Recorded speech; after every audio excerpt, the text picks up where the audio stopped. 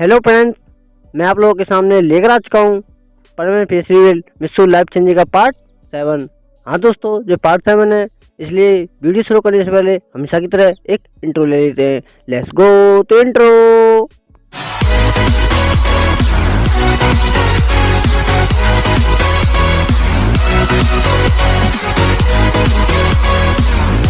Sorry friends, video धीरे चलाने के लिए माफ़ी चाहूँगा, लेकिन मैं इसमें कुछ नहीं कर सकता क्योंकि मेरे घर पर मकान का कुछ काम चल रहा है, जिस कारण सब लोग घर पर बिजी हैं। मैं भी घर पर बिजी हूँ, फिर भी इस सब के बावजूद मैं आपके सामने वीडियो लेकर आ चुका हूँ। चलिए वो वीडियो शुरू करते हैं। जैसा कि आपने पिछले एपिसोड में देखा था कि बर्डमैन मिस्सू से मिलकर बर्ड प्लैनेट पर वापस चले जाते हैं, लेकिन मिस्सू जाने से पहले बर्डमैन से परमानेंट सेट की पूछता है कि बर्डमैन मुझे परमानेंट सेट तो दे दीजिए। लेकिन उसके जवाब में बर्डमैन उसे एक बात बोलते हैं कि मैंने तुमको परमानेंट सेट दे दिया है और बहुत जल्द तुम उसका यूज़ करोगे। लेकिन उसके बाद मिस्सू अपने पॉकेट में चेक करता है और अपने कमरे में भी चेक करता है, लेकिन उसे परमानेंट सेट कहीं भी नहीं मिलता। और सीन दिखाया जाता है अगले दिन स्कूल का। मिस्सू अगले दिन स्कूल जाता है और जब वो स्कूल जाता है तो वो क्या देखता है, उस स्कूल में कुछ लोग ज़बरदस्ती लड़कियों को छेड़ रहे हैं और गुंडागर्दी कर रहे हैं। और ये सब देखकर मिस्सू को काफ़ी गुस्सा आता है और मिस्सू कहता है मैं इन लोगों को नहीं छोड़ूंगा, और उनके सामने खड़ा हो जाता है। तब मिस्सू उनके सामने खड़ा होता है तो उनमें से एक जिनका लीडर होता है वो कहता है कि मिस्सू मतलब परमैन, मैं तुम्हारा ही वेट कर रहा था। आज मैं तुम्हें इतना पीटूंगा, इतना पीटूंगा, इतना पीटूंगा, और उसके बाद तुम्हें सब लोग हीरो कहना बोल देंगे। तभी मिस्सू अपने मन में सोचता है काश मेरे पास इस वक्त परमानेंट सेट होता तो मैं से मजा चकाता। और अचानक से ही इतना सोचने से ही मिस्सू के पूरी बॉडी पर ऑटोमेटिकली परमानेंट सेट आने लगता है। और ये सब देखकर सभी के सभी लोग हैरान हो जाते हैं, यहाँ तक कि मिस्सू भी हैरान हो जाता है। अब आगे ये सब देखकर मिस्सू काफ़ी हैरान होता है और कहता है वाओ, एक नया परमानेंट सेट, ये तो मज़ा आ गया। अब तो इनको मारने में और भी मज़ा आएगा। क्यों ना इस नए परमानेंट सेट के साथ एक फ्री ट्रायल हो जाए। और तभी पवन कहता है तुम मुझसे कुछ बोल रहे थे ना, अब क्या हुआ? ये सब देखकर तभी वो कहता है हाँ, मैंने कहा था कि मैं तुम्हें इतना कूटूंगा, इतना कूटूंगा कि मार मार के तुम्हारी चटनी बना दूंगा। और मैं तुम्हारी चटनी क्या ऐसे बनाऊंगा तुम सब देखते रह जाओगे। जितना तुम पॉपुलर हो उससे कई गुना ज़्यादा मैं तुम्हें टॉर्चर करूंगा, क्योंकि तुम मेरी मार खाने के बाद फिर कभी उठने लायक नहीं रहोगे। ये सब सुनकर तभी मिस्सू कहता है अच्छा, खाली बोलते रहोगे या कुछ करोगे? तभी ये बात सुनकर तभी उसको काफ़ी गुस्सा आता है और वो कहता है ठीक है, तुम यही चाहते हो तो तैयार हो जाओ पिटने के लिए। और वह अपने आदमियों को बुलाने लगता है। तो वो कहता है, इस आदमियों को देखकर तभी परवीन कहता है बस मुझे मारने के लिए 10 लोग? तो ये सब देखकर तभी वो कहता है अभी नहीं, अभी तो देखते जाओ। और वह और भी 20 लड़कों को बुला लेता है। कुल मिलाकर 30 लड़के हो जाते हैं। फिर परवीन कहता है लेकिन ये सब इस तरह से लड़ेंगे तो मेरे लिए कुछ बात नहीं बनी, कुछ ढंग का मुकाबला होना चाहिए। अगर मैंने इनको खाली हाथ पीटा तो सब लोग मेरी बेइज्जती करेंगे, क्यों ना कुछ स्पेशल हो जाए। तभी ये सब सुनकर वो आदमी कहता है तुम चिंता मत करो, सबके लिए स्पेशल है वो तुम, और तुम्हारी जो हाथ करने वाले हैं तुम देखते रह जाओगे।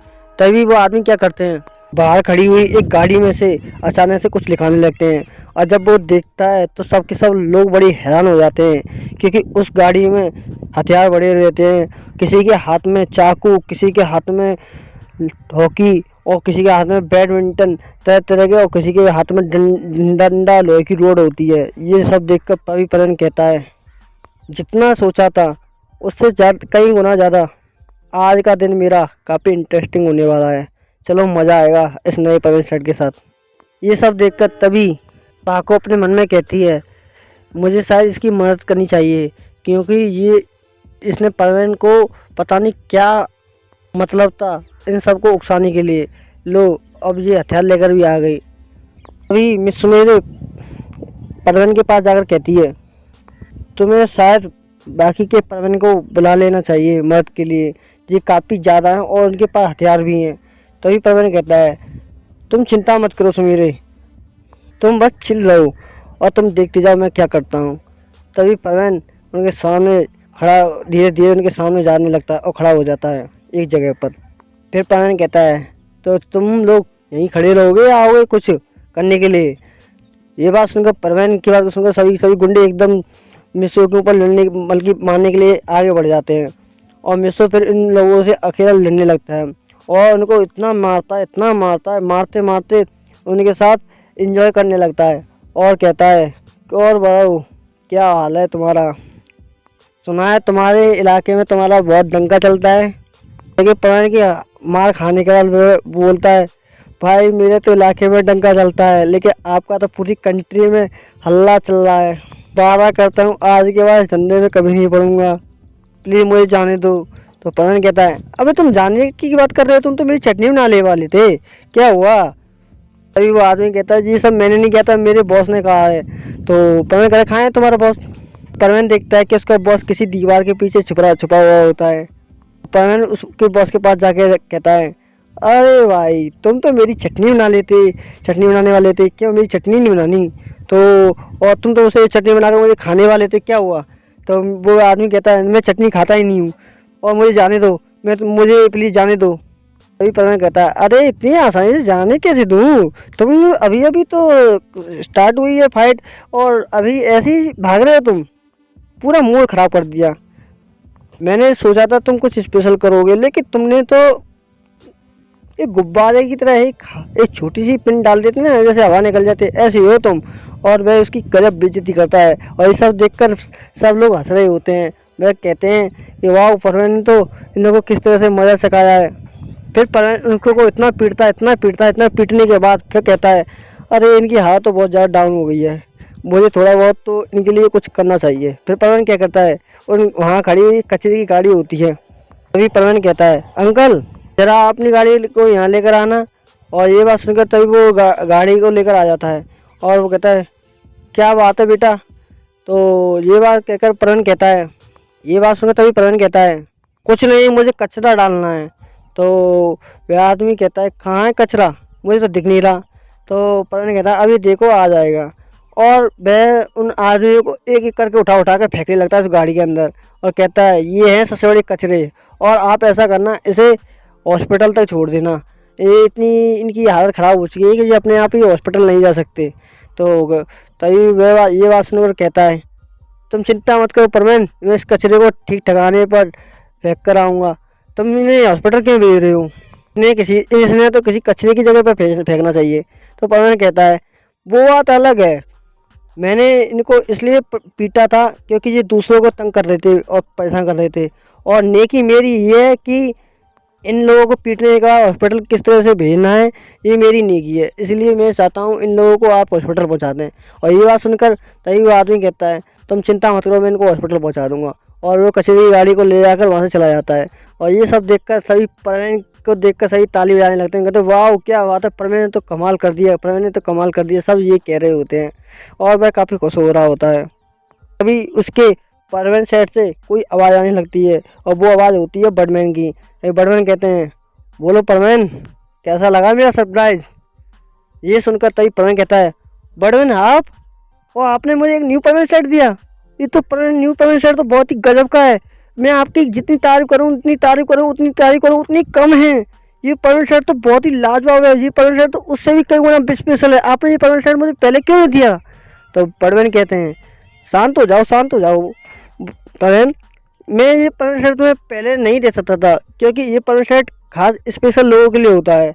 जब मैं तुम्हारे लिए मतलब कि बर्ड प्लानट पर गया था तो मेरे से सीनियर लीडर ने मुझसे ये कहा था और मैंने तुम्हारे बारे में सब कुछ बताया था कि तुमने हमारा फेस किस तरह से रिवील हुआ था, और तुमने जो अच्छा काम किया था डॉक्टर ऑक्टोपस के साथ जो फाइट हुई थी, तो उस दौरान तुमने बिना परमानेंट सेट के किस तरह से उसको टक्कर दी थी और तुम्हारा परमानेंट सेट भी किसी ने छीन लिया था। तो उसी के ध्यान में रखते हुए मेरे लीडर ने एक ऐसा परमानेंट सेट दिया है जो तुम्हारे बॉडी का एक हिस्सा होगा। जब तुम परमानेंट बनना चाहोगे तभी ये परमानेंट तुम्हें बना देगा, और जब तुम नॉर्मल बनना चाहोगे तो नॉर्मल बन जाएगा। और इतनी इसकी खासियत नहीं है, बाकी के परमानेंट सेट में जो खासियत है वो सब इसके अंदर मिलेगी, और तुम्हें बिना परमानेंट बैच के भी तुम मुझसे कांटेक्ट कर सकते हो। तो परमानेंट कहते क्या, अरे हाँ मैं तो एक बात तो भूल गया बर्डमैन, मैं आपसे बात कैसे कर रहा हूँ? तो बर्डमैन कहते हैं यही तो इसकी खूबी है, इस परमानेंट सेट की ये खूबी है कि तुम मुझसे बिना बैच के बाकी मुझसे नहीं बाकी के परमानेंट से भी कांटेक्ट कर सकते हो और अपने मन ही मन में टेलीपैथी के जरिए तुम मुझसे बात कर सकते हो, क्योंकि इसके अंदर टेलीपैथी डिवाइस फिट किया गया है। तुम परमानेंट ना हो भी हो तो भी तुम मुझसे डायरेक्टली कांटेक्ट कर सकते हो, वो भी बिना मुंह हिलाए, बस तुम अपने मन में बात कर सकते हो और सब कुछ जो कुछ हो रहा है वो सब कुछ बता सकते हो। और इतना ही इसमें ख़त्म नहीं हुआ है, इसमें और खासियत है कि इस परमानेंट सेट में स्पेशल चीज़ और है कि इसमें भी सांस ले सकते हो। और उतना ही नहीं कि अगर तुम किसी और का हाथ पकड़ो तुम्हें ज़रूरत नहीं होगी कि किसी अपने परमानेंट बैच को किसी और के मुंह में डालने के लिए, तुम्हें बस क्या करना है उसका हाथ पकड़ना और उसे ऑक्सीजन मिल जाएगी। और ये सुनकर तो परमानेंट और भी खुश हो जाता है। परमानेंट कहता thank you permanent, thank you, आपने मेरे लिए इतना अच्छा परमानेंट सेट बनाया। तो परमानेंट कहते हैं ये परमानेंट सेट नहीं है। तो बड़वन की बात सुनकर परमानेंट कहता है क्या, ये परमानेंट सेट नहीं है, इस परमानेंट सेट का नाम है अल्टीमेट परमानेंट सेट। और इस परमानेंट सेट की ये खूबी है ये बाकी परमानेंट सेटों से काफ़ी स्पेशल है। और एक तरह से ये देखा जाए तो एकदम बैटमैन सेट की तरह है। और हाँ, इसके अंदर कई अलग अलग फीचर मिलेंगे तो तुम्हें आगे चल के पता चलेगा, इसलिए इस परमानेंट सेट का अच्छी तरह से ख्याल रखना। और हाँ, ज़्यादा मस्ती मत करना इस परमानेंट सेट के साथ, क्योंकि अब तुम मिस शो बनकर भी तुम्हें अच्छी लाइफ जीनी है। और खूब मेहनत करना। और ये कहकर कॉल कर देते हैं बैटमैन। और परमानेंट ये देख कर काफ़ी खुश होता है, वो कहता है वाह क्या बात है, मज़ा आ गया। और वह खुशी एकदम से पैसे मिस्सो बन जाता है। और ये सब देखकर पाको तो काफ़ी हैरान हो चुकी होती है, क्योंकि उसके परमानेंट सेट को उसे पहनने की जरूरत नहीं, बस खाली उसे सोचना है और वो परमानेंट बन जाता है। और ये सब देखकर तभी मिस सुमेर उसके पास आती है और कहती है कि मिस्सू तुम्हारे पास ये नया परमानेंट सेट जी कैसा है, तुमने तो इसके बारे में सोचा था।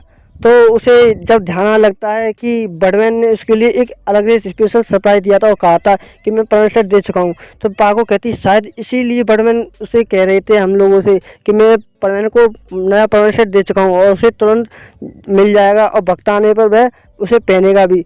तो पाको कहती है वाह, बड़मैन ने हम लोगों को ऐसा परमानेंट सेट नहीं दिया, ये तो बहुत गलत बात है। मैं बहुत उसे तो काफ़ी गुस्सा आ रहा होता है ये सब देखकर कि परवीन के पास इतना स्पेशल परवीन है। पर इस बात से खुश होती है, चलो कोई बात नहीं, किसी और के पास नहीं लेकिन परवीन के पास है। और ये बात कर वह खुश हो रही थी, तभी वो परवीन से कहती है चलो परवीन स्कूल चलते हैं। तो परवीन कहता है हाँ चलो चल रहा हूँ। बाकी के बच्चों को नहीं पता था कि परवीन यहाँ पढ़ने के लिए आया है। बाकी के परवीन तो ये सोच रहे होते कि मिस सुमेरी यहाँ उसे अपना स्कूल दिखाने के लिए कराई है। जैसे ही वो अपने स्कूल में एंटर करता है और ये सब देखकर मिस्सू को देखकर काफ़ी लोग हैरान हो जाते हैं। वो कहते हैं ये परवीन यहाँ क्या कर रहा है। बाकी की लड़कियाँ ये चर्चा कर रही होती हैं। तभी मिस्सू मेरे के साथ सीट पर बैठ जाता है। तभी क्लासरूम में सर आते हैं और कहते हैं welcome to you all student, आज आप लोगों को एक स्पेशल बात बताने वाला हूँ। आज हमारे क्लासरूम में एक नया स्टूडेंट आया है और आप लोगों को बताकर बड़ी हैरानी होगी, मुझे भी आप लोगों को भी। ये बात सुनकर तभी स्टूडेंट कहते हैं क्या हुआ सर। तो सर कहते हैं आज हमारे क्लासरूम में एक नया स्टूडेंट पढ़ने आया है और आप लोगों को बड़ी हैरानी होगी कि वह कोई और नहीं, वह परवीन नंबर 1 है। और मैं उससे विनती करूँगा कि यहाँ आकर वह अपने बारे में थोड़ा परिचय दे और लोगों को बताए।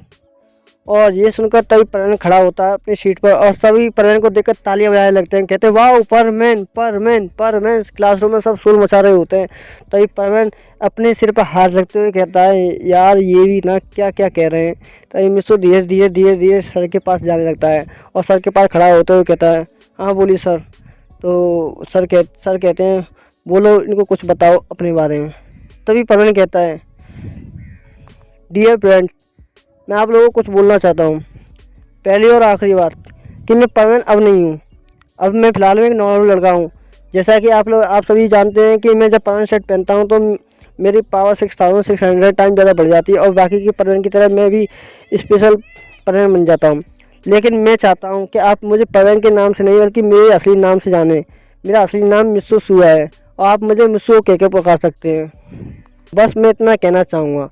और ये बात सुनकर सभी क्लासरूम में मौजूद लड़कियां ताली बजाने लगती हैं और लड़के भी।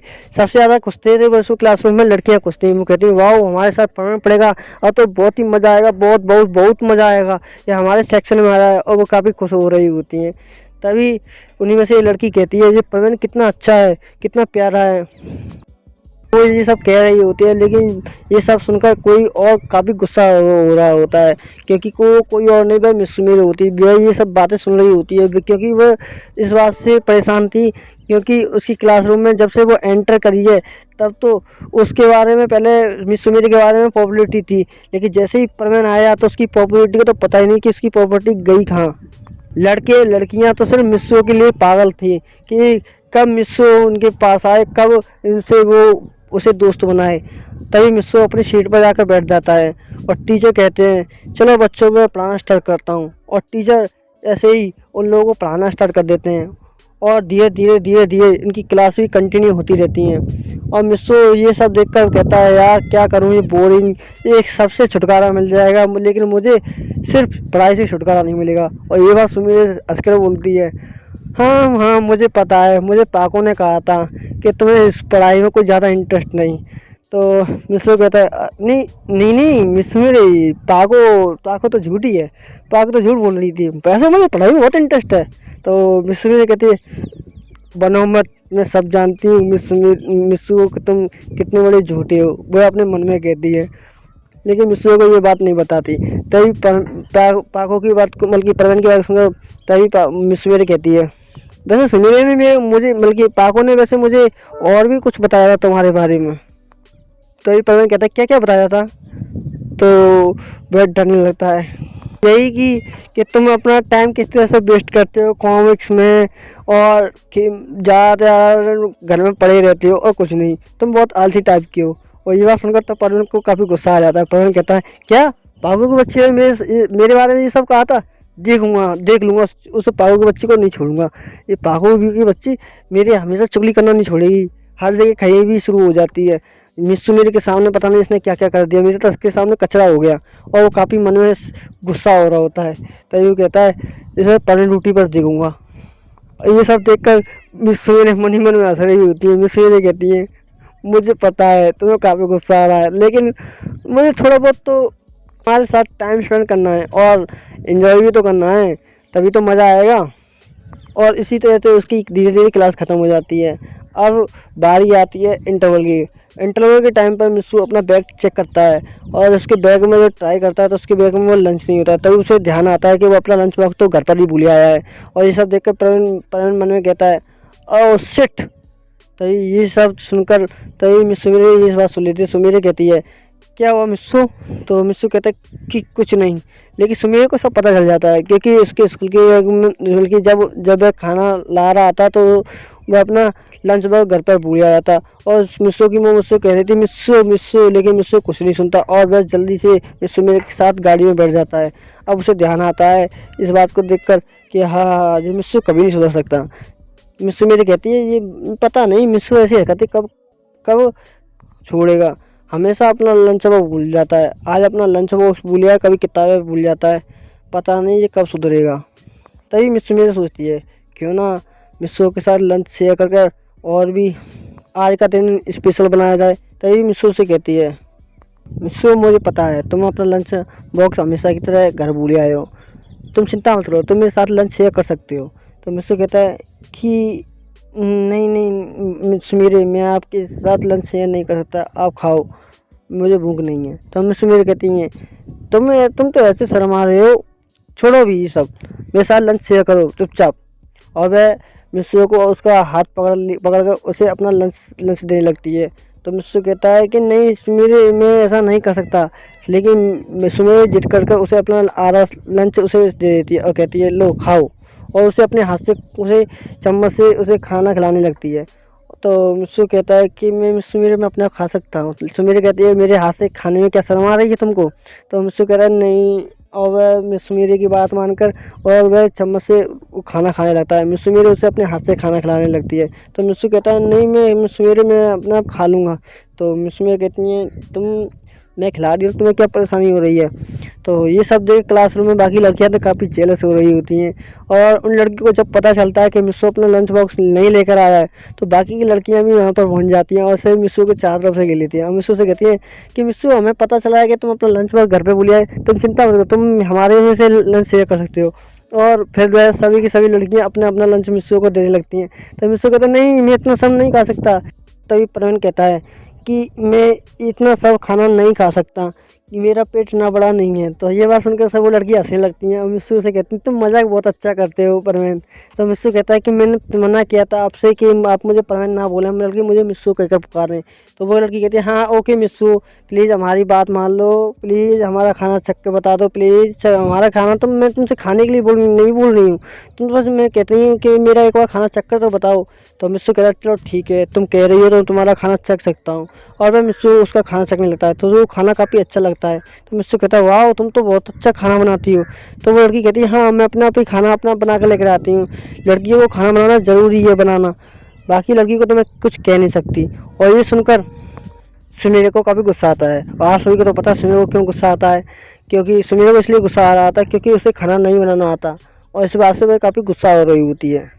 सो उनकी एक एक करके सभी लड़की की तारीफ करने लगता है और ये सब देखकर सुमीर को काफ़ी गुस्सा आता है।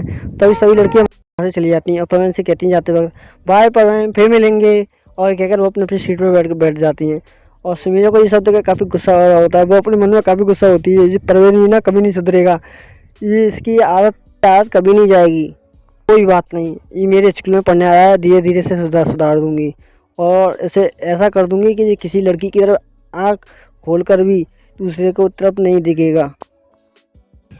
और धीरे धीरे आज का लंच टाइम भी धीरे धीरे समाप्त हो जाता है और क्लास फिर से स्टार्ट हो जाती है। और क्लास में जब पता चलता है कि आज टीचर नहीं आए, एक पीरियड खाली है, तो ये सब देखकर सुमीर कहती है चलो मिस्सू सर तो आए नहीं है आज, शायद इनको कुछ काम होगा। तो मिस्सू कहता है क्या इस स्कूल में भी सर टीचर नहीं आए हैं? तो सुमीर कहते हैं कुछ नहीं, सर की तबीयत खराब थी इसलिए वो नहीं आए, क्यों ना हम इस वक्त इस पीरियड में खाली पीरियड है तो इसमें कुछ बाहर घूमने चलते हैं। तो सुमीर की बात सुनकर मिस्सू कहता है तुमने ठीक कहा, और वह सुमीर की बात मानकर बाहर फील्ड में घूमने लगता है। मिस्सू को घूमते हुए देखकर बाकी क्लास में मतलब कि जितनी लड़कियां थीं वो सभी बाहर घूम रही होती हैं, वो सब मिस्सू को देखती हैं, वो कहती हैं वाओ, और वो परवीन के पास भागी भागी आती है और परवीन से कहती हैं वाओ परवीन हमने तुम्हारे बहुत चर्चे सुने, तुमने तो ऐसे ऐसे काम किए हमने ज़िंदगी में कभी नहीं सोचा था कि हम तुमसे मिलने का मौका मिलेगा तुम्हारे साथ, वो भी तुम्हारे साथ पढ़ने के लिए। और हमें तो पता नहीं चला था कि तुम हमारे स्कूल में पढ़ने के लिए आए हो। और वह मिस्सू की काफ़ी तारीफ कर रही होती है। ये सब देख कर मिस्सू को काफ़ी अच्छा लग रहा होता है। मिस्सू तो उसकी तरफ कुछ ज़्यादा ही लाइन मार रहा होता है, लड़कियों से ऐसे ऐसी तारीफ कर रहा होता है। ये सब देख कर तो मिस मीरा को काफ़ी गुस्सा आ रहा होता है। मिस मीरा कहती हैं मैंने बहुत बड़ी गलती की थी इसे अपने स्कूल में लाने के लिए, अब मैं इसे पछता रही हूँ। उस स्कूल में तो कम लड़कियाँ थी, इस स्कूल में तो ये बड़ी बड़ी स्टार और बड़ी बड़ी रिच फैमिली की लड़कियां हैं, पता नहीं इन समय कैसे बचाऊंगी परवीन को, कहीं परवीन इन सब पर कहीं फिसल नहीं जाए तो मेरा क्या होगा। अब वह अपने मन में से ये सोच रही होती है। अब वह कहती है चलो परवीन ये अच्छी जगह नहीं है घूमने के लिए, वापस क्लास में चलते हैं। और वह मिस्सू को वापस ज़बरदस्ती उसे हाथ पकड़ अपनी क्लास में ले जाती है। तो परवीन कहता है कि तुम मुझे यहाँ क्यों लेकर आई, अभी तो तुम कह रही थी हम बाहर घूमने चल रहे हैं। तो सुमीरा कहती है अगर थोड़ी देर और हो जाती पता नहीं वो क्या क्या करती। और फिर वह परवीन से कहती है कि कुछ नहीं, मैं सोच रही थी कि थोड़ी बहुत पढ़ाई कर ली जाए। तो पढ़ाई के नाम से मिस्सू कहता है ओहो क्या पढ़ाई, और वो काफ़ी पीछे सैड होने लगता है। तो सुमीर देख कर कहती है हाँ हाँ मुझे पता है, पाको ने मुझसे जैसा कहा था तुम वैसे ही हो, तुम पढ़ाई में तुम्हें बिल्कुल भी इंटरेस्ट नहीं। और वह उससे मुंह फुलाने लगती है। तो मुझसे कहता नहीं नहीं मिस मेरे पाको तो झूठ बोल रही थी, मैं तो पढ़ाई में बहुत इंटरेस्ट है। तो सुमीर कहती तो चलो ठीक है, आशा ने जो पढ़ाया तुम मेरे साथ पढ़ाई करो, भले टीचर नहीं आए। फिर मिस्सू सुमीर के साथ पढ़ाई करने लगता है और वह मन में कहता है कहाँ फंस गया, लेकिन ये सब घर जाकर देखूंगा पाको को, जब पाको ने क्या कहा था मेरे बारे में। और मिस्सू सुमीर के साथ पढ़ाई करने लगता है। इसी के साथ धीरे धीरे आज का दिन भी समाप्त हो जाता है और छुट्टी के टाइम पर मिस सुमीर और मिस्सू दोनों के दोनों अपने घर जाने लगते हैं। सुमीर उसे गाड़ी से ड्रॉप कर उसे इसका घर छोड़ देती है और वह उसे बाय कह देती है। तभी मिस्सू अपने कमरे में जाता है और अपना डोर खोलता है। तो मिस्सू की मम उसका दरवाज़ा खोलती है और कहती है मिस्सू कैसा रहा तुम्हारा आज का दिन। तो मिस्सू कहता है मॉम मैं आपको बता नहीं सकता आज का दिन मेरा कितना अच्छा रहा, ये स्कूल तो काफ़ी अच्छा है और काफ़ी अच्छा है। और वो काफ़ी तारीफ़ कर रहा होता है। मिस्सू को इतना खुश देखकर मिस्सू की मम भी काफ़ी खुश होती हैं और क्यों ना कुसूंगी भाई, मिस्सू की इसके बारे में पता है चल गया है मिस्सू की मम को कि मिस्सू ही पर मैंने, तो क्यों ना कुसूंगी। और मिस्सू की मम कहते हैं अच्छा इतना अच्छा है तुम्हारा स्कूल, नया स्कूल। तो मिस्सू कहते हैं हाँ मम बहुत अच्छा है, मैं क्या कहूँ। और फिर मिस्सू की मम कहते हैं चलो ठीक है तुम अपना स्कूल बैग रख दो और यहाँ कुछ मतलब कि मैंने जो नाश्ता बनाया उसे कुछ खा लो। तो मिस्सू कहता नहीं मॉम मैं कुछ नहीं खा सकता। मिस्सू की मम कहती है तुम खाते हो कि नहीं। तो मिस्सू कहता ठीक है मॉम। तो वो अपना बैग रखता है और हाथ धोता है, फिर नाश्ता करने चले जाता है। उसकी मॉम ने अलग सा ब्रेकफास्ट बनाया था उसके नाश्ते नाश्ते में। फिर मिस्सू कहता है कि ठीक है मॉम मैं चलता हूँ। तो मिस्सू की मॉम कहती है मैंने जो खाना बनाया वो तो खा लो। तो मिस्सू कहता नहीं मॉम मुझे भूख नहीं है, मैं बाहर से कुछ खा कर आया हूँ। और वो इतना कहकर अपने कमरे में चला जाता है। मिस्सू की मॉम कहती है ये लड़का भी ना कभी नहीं सुधरेगा। और फिर अब शाम का टाइम आता है। शाम के टाइम पर पायन अपना पायन शर्ट पहनकर अपनी ड्यूटी पर निकल जाता है। और वहाँ पर पाको पायन बूबी भी आ जाते हैं और वह जैसे पाहो को देखता है और काफ़ी गुस्सा हो जाता है और पाहो को देखते ही वो एकदम टूट पड़ता है। और ये सब देखकर पाको को काफ़ी गुस्सा आता है और उसे एक चांटा दे देती है उसके गाल पर। और इसी के साथ ये चैप्टर यहीं समाप्त हो जाता है। नेक्स्ट पार्ट में आपके लिए बहुत जल्द पेश करूँगा। Okay good bye sayonara.